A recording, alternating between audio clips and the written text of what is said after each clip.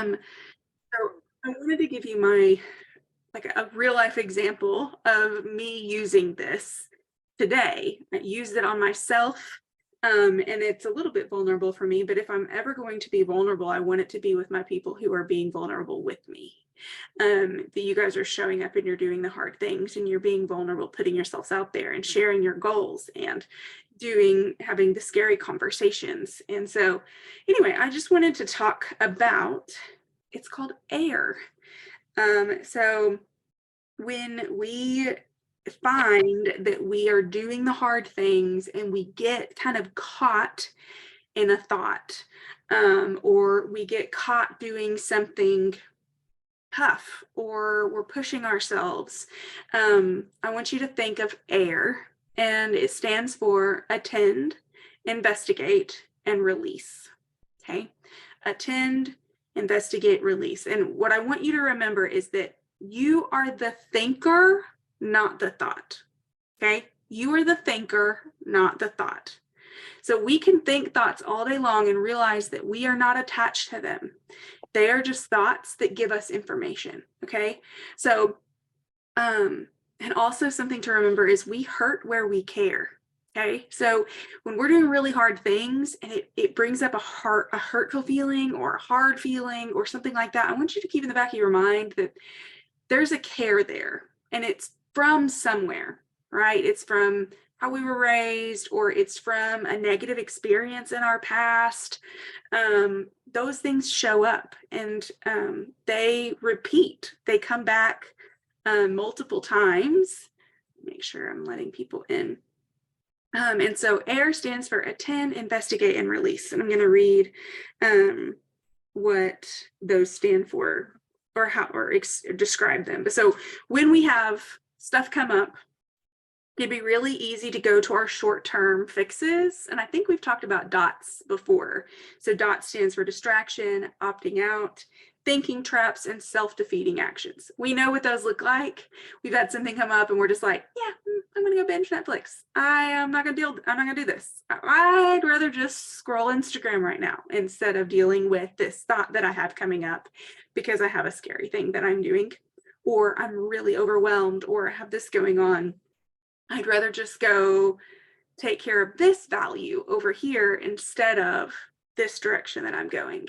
And it gets tricky too, because we have values that compete with one another.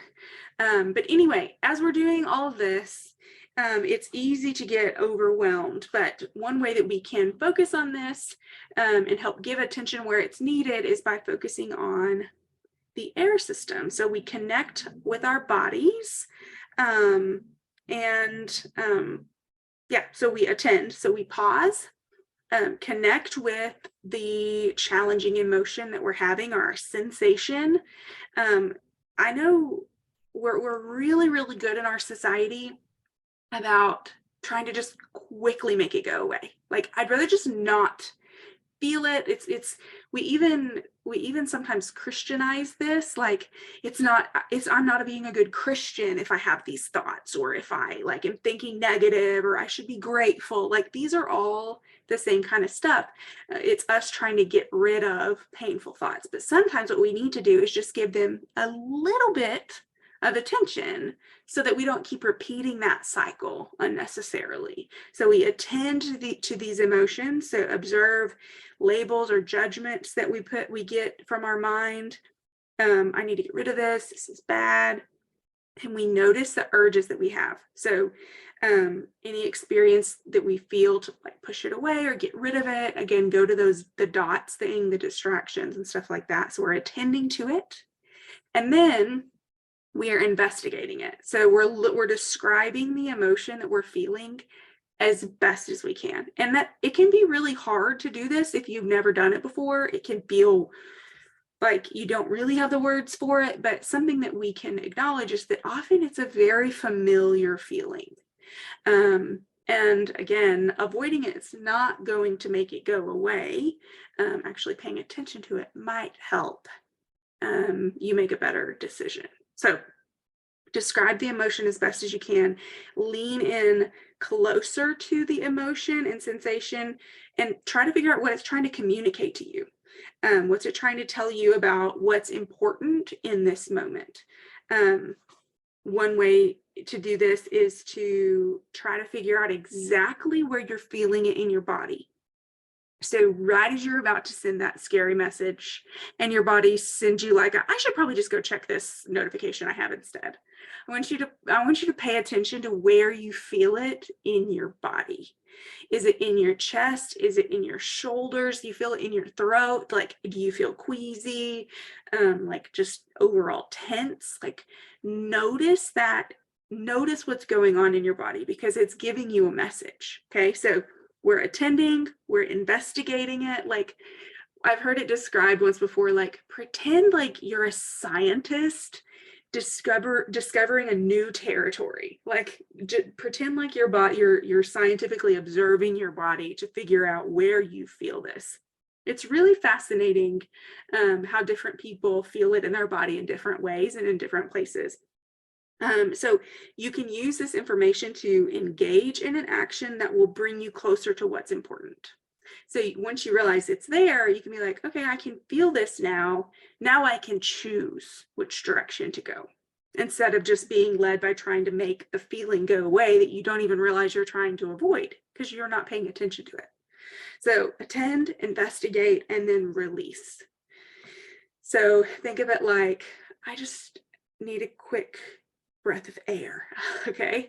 So then we're releasing it. So once we can acknowledge that our emotions and sensations are there, we can listen to what they're signaling. We can thank our brain, thank our body for trying to protect us or to alert us to what we need. And sometimes we just need to give it a little bit of attention so that we can say, you know what, this is really hard right now. Like what I'm doing is really hard right now. Instead of us sitting in, I should be able to do this, like browbeating ourselves. But just taking a minute to be like, yeah, this is hard. Most people won't do what we're doing right now. Most people won't put themselves out on the line, but I'm choosing to do this because it matters to me, right? Or XYZ. We all have our different reasons why we do these things. So we can, once we release it, we try to just thank our brains and realizing that our brains are trying to guide us. And then see if we can, I know this is crazy, but try to make room for it. Expand, and it says to make as much room as possible for this emotion. Focus your breathing to breathe in and around the part of your body where you feel these sensations most intensely, your chest, maybe your stomach, and see if you can release the area a little more with each breath. Just focusing on trying to kind of calm yourself down, right? Like realize that you're safe in the moment. Open your mind, soften your heart, and set your intention to release the emotion or sensation from your body. So something I wanted to talk about too, other than like paying attention to our bodies, is acknowledging that what we're doing is called committed action. Okay. And when we think about committed and action, we're often thinking about making sure that we check off our to-do list, right? Like we got to get it all done, making sure that it's perfect and that we don't let anybody down, et cetera, et cetera, et cetera. Like goals and grind and hustle and all those words, right? Like those all come to mind when we think of committed and action. But I want to shift our focus to a different way of looking at committed action that I think leads to more resilience in our businesses and just overall value-driven lives that leave us more fulfilled and less like defeated from our own pressure. Okay, so when I think of committed action in this business, I think of it being more as not like, not about if you're going to fail or if you're going to stray away from working your business, but when you do, because we all do. We all have down months. We all have down weeks. We all have days where we are distracting ourselves instead of doing what we know would be better in alignment, right? So the question isn't if we're going to, Of course you're going to. And if people out there make you think, if any leader out there makes you think that they somehow are the most committed and they always do their IPA and they're lying. And maybe they do for like months and months and months, maybe even years, but then they crash and burn. And then they like don't do anything for months on end. And we don't want to do that either, right? So when I think of committed action, I think of it being what we do when we catch ourselves not in alignment. And I would invite you to realize that we all do it and just gently guide ourselves back. Like realize that's a normal process. Realize, okay, I just got distracted by this really strong emotion that I was having, but now I'm going to be able to move back now. So like not getting upset at ourselves for it, but just gently bringing ourselves back to what we know we need to do. And if it's not this week, it could be next week, or you know what? You had a down month. Fine. Don't beat yourself up. Just come back to it. Something is better than nothing.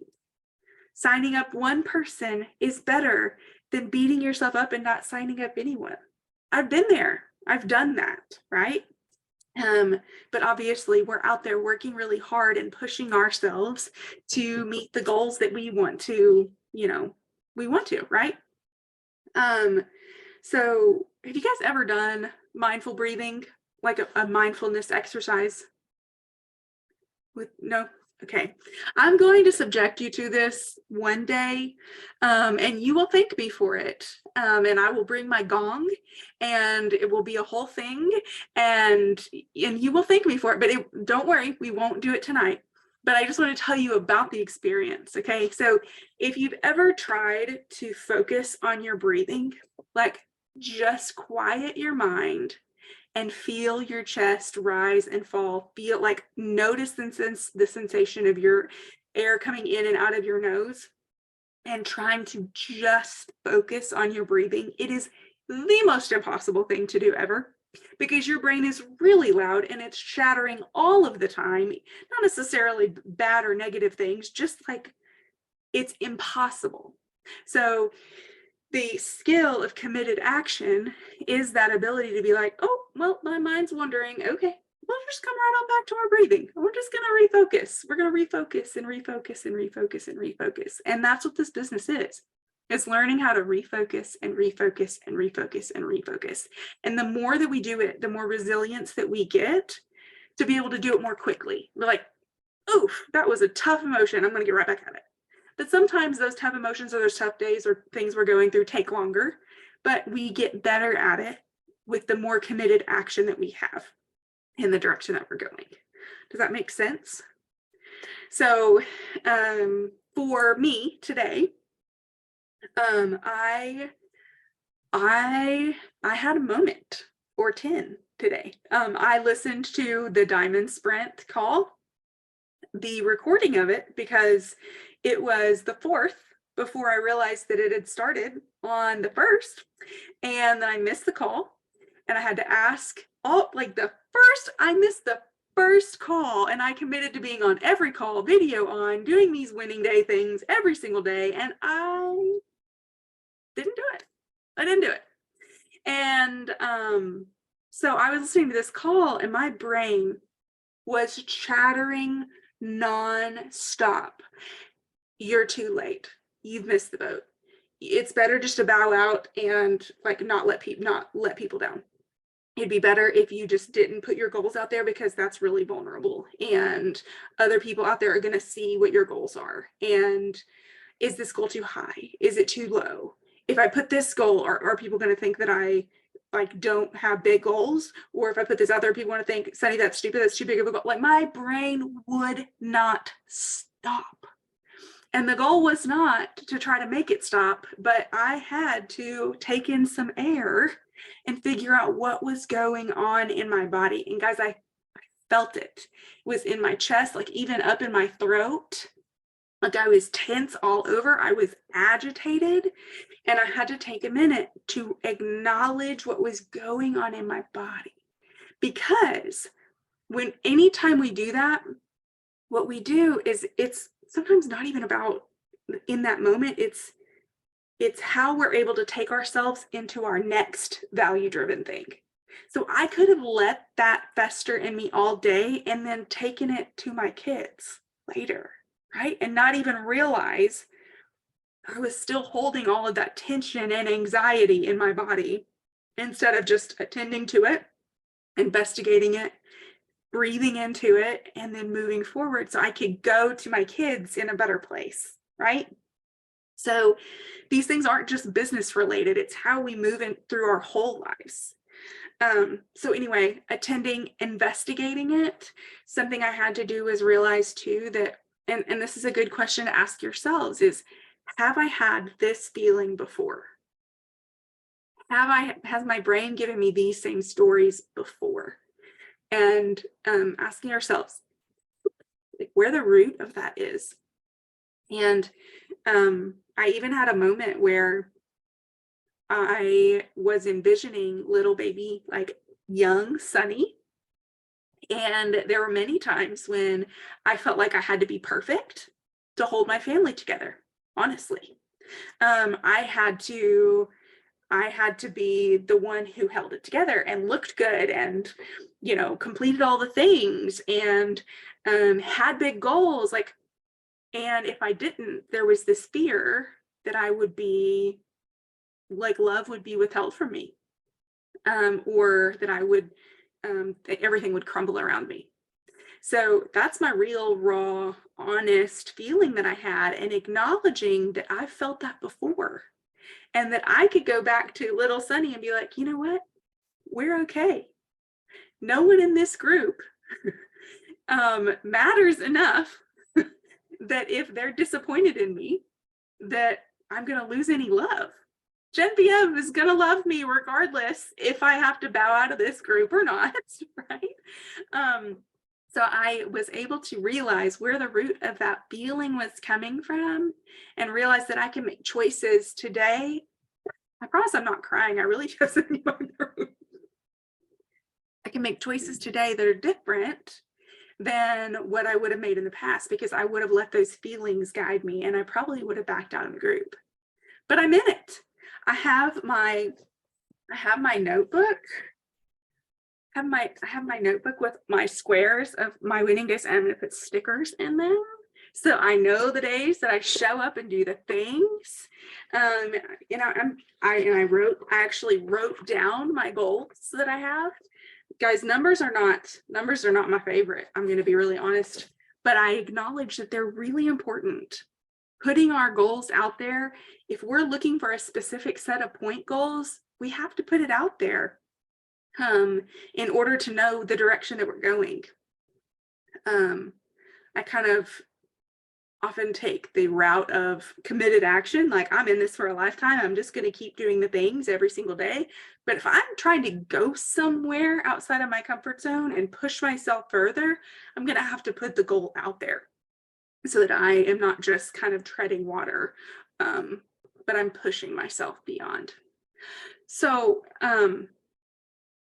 yeah, I was able to, once I acknowledged that feeling, that emotion that I knew was in my chest, I was able to breathe in it and move forward and actually do the things and be productive today and not just sleep all day long or, avoid it. So A.I.R, committed action, doing the things. What are your thoughts? Do any of you guys pay attention to where you feel that stress in your body? Have you done that before? I was tracking my points. I was writing them down. And I was looking at my points wrong, which is weird because I track them daily. So I don't know why I looked at it wrong today. But when I looked at it and I was comparing it back to March, it looked like March I didn't hit emerald and I thought I did. And I was like, panic set it. And like I could feel it in my stomach is where I feel it. And then like Madison needed something. So she distracted me for a second, but I'm like, okay, like I had this feeling in my stomach. What was I like nervous about? Because I know I was nervous about something. And I feel like I do that all the time. I'll get like something will kind of set me. I feel it in my stomach. then I'll be distracted by something, but my stomach is still telling me like something was wrong, you need to fix. And anyway, so when you said that, I definitely recognize that's where I feel it for sure. Mm-hmm. Anybody else? Or anything? You don't have to answer that necessarily. I think I might feel it in my chest Mm-hmm. and it triggers. Are you leaving? No. Oh, and it triggers like tears, Mm. whether it's, happy, sad, whatever it may be. Interesting.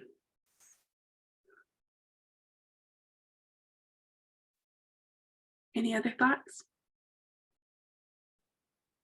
My chiropractor said I feel it in my shoulders. Oh my gosh. It's ridiculous how many knots I have right here. Like I just, ugh. I have to catch myself like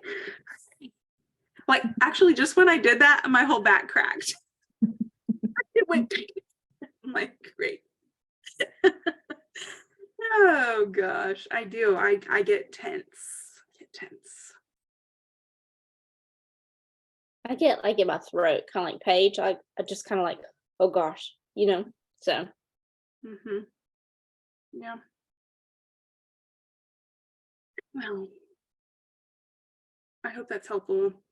It's not something that I feel like we practice in our society very much, just being aware of what's going on in our bodies and even just listening to our brain and the thoughts that we have going on. But that's why we're awesome, because we do. But what did you say with the dots? Distraction, opting out. What's TNS? Distraction, opting out. Hang on. You can text me later or message me later if you need to. Oh, I just right that down. here. Not that I Distraction, ever opting out, thinking traps, Thinking self-defeating actions. I can go back and find the dots exercise, and that'll give you kind of a more detailed for what like thinking traps said and self-defeating actions. I mean, self-defeating actions is pretty obvious. The thinking traps is a little more to think about. Let me see if I can find it. I like when you said we hurt when we care. We hurt where we care. And I put ... after that because I think that's like, I think everyone could kind of go with that, Mm-hmm. Yeah. Kind of when someone responds, no thanks, not at this time, Yeah. If we didn't care, if we didn't like care about people or care about what people thought about us or, then it wouldn't matter. And like, I think about that. I think about my Enneagram 8 friends that are just no F's were given. They just don't they go to sleep just fine every night. It's just not what they worry about, right? Like they don't care. So that's not what they worry about. But they're fiercely loyal and care about other things, obviously. But some stuff that I care about, people-pleasing stuff, they don't care at all. And I'm like, dang it, I wish I could be a little bit more 8. But when I move to 8, it's not pretty because that's where I go in stress. So it's not good. 8 Sunny is not a friendly person. Oh, but anyway. So, okay, dots. I will send you, or I could post it in the group. I don't know anything about binge watching Love is Blind to avoid things I need to do. Nothing about that. Well, here's the trick. Here's this, you just fold laundry while you're doing it, and then it's free. I really don't want to do nothing. I want to completely check out. Oh, it's so hard for me to completely shut down these days, like so hard. And honestly, that probably tells me that I desperately need to do it. Like I desperately need to just do nothing. But I have all the fears that come up about that. All the stories that I tell about myself. Okay, so we have a few minutes. I can read some of these thinking traps if you guys want. Is that helpful? I don't know what thinking traps are. So okay, so common Common thinking traps. So washing machine thinking. So going over the same thoughts again and again and again. Catastrophizing. So becoming blinkered. I think this is an English, like UK book. So blinkered by the worst possible outcomes. Also blinkered thinking is becoming completely blinkered by your thoughts. Like, I'm gonna have to look up what the heck blinkered means. Okay, so blinkered thinking, becoming completely blinkered by your thoughts. Positive thinking, trying to think positive thoughts instead, is a thinking trap. The pink elephant thinking is trying really hard not to think your thoughts. Challenging thinking is trying to challenge your thoughts, which is, yeah, I mean, I've done all of those so many times. Like, especially like I try to intellectualize all of my stuff. It doesn't work like that. Anyway, so those are some thinking traps. Yep.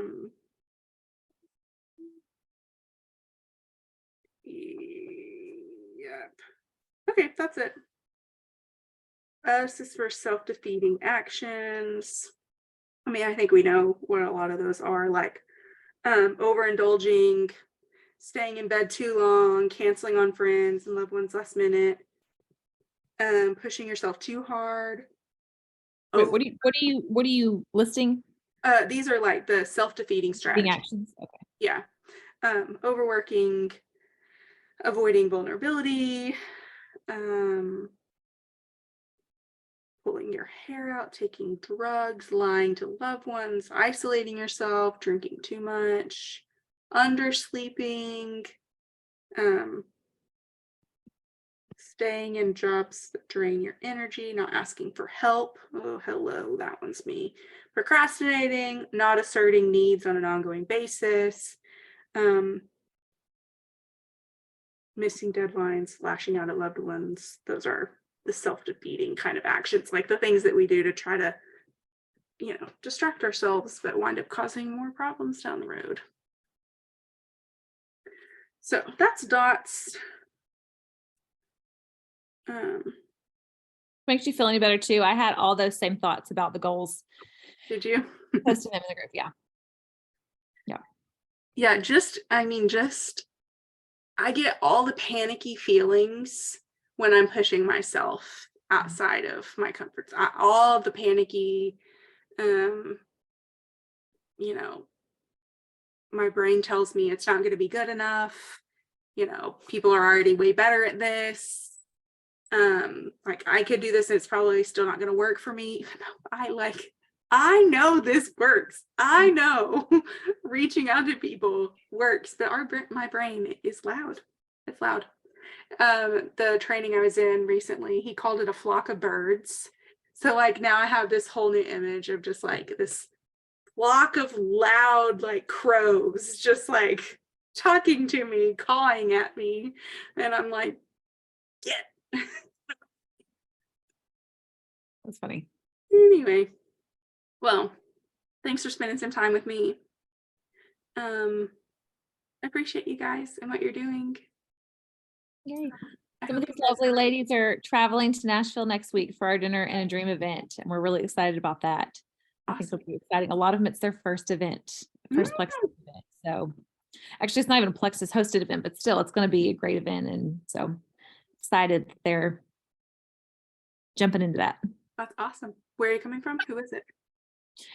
Betsy's coming, Dawn's coming, Amanda will be there, Paige will be there, Carrie and her girl Kelsey will be there, Melissa, and she has a girl coming, Cynthia's fun. coming. Who else? Leslie is coming Leslie, yes. from Texas. Wow. Oh, wow. Okay. Quite a crew. I think there's 10 people staying in the house, but we have more than that are coming in for it. Or we have 11 people staying in the house that we have for. I think Bananca's coming to the dinner, but not staying. Fun. Yeah, so it's going to be really good. The more we hear about the event, the more excited we get, and we're excited to get to actually meet some of our friends too in person. Yeah, it is so fun to just like I had my first in-person social work conference in like since before COVID. And just being in the same room with people with common goals, it just, you can't replace it. You cannot replace, no amount of Zooms and Facebook groups can replace in-person stuff. Just can't do it. Be good. Wow. And one day we're going to meet Emily too. One day it's going to work out on both ends. We all get to come together. It's hard when you're teaching to be able to miss school. I get Yeah, that. I'm like trying to hang on to sanity at this point. We did parent teacher conferences the past 2 days. So just in the past 2 days, I had 12 hours. So That 12 teacher, hours on Tuesday, 11 hours on Wednesday.